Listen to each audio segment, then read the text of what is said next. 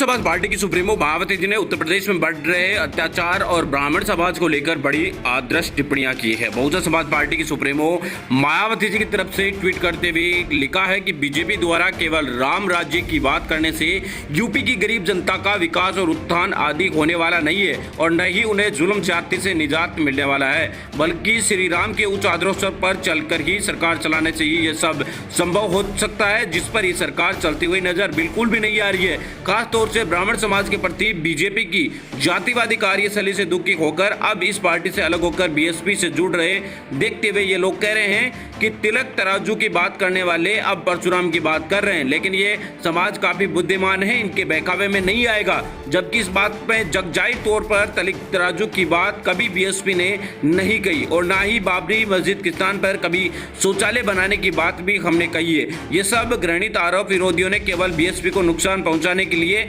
इन्हें जबरन हमारी पार्टी से जोड़ दिया, जो अति निंदनीय है।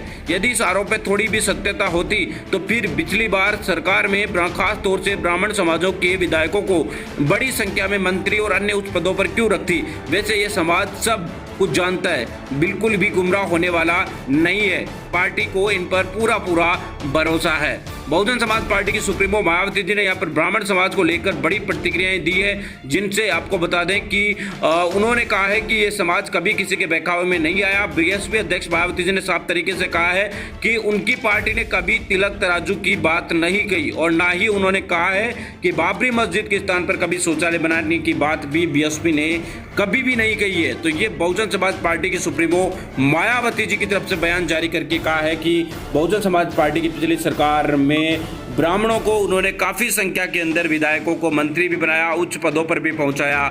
सब कुछ ये समाज जानता है, बिल्कुल भी गुमराह नहीं होगा। APV news bureau report, Lucknow.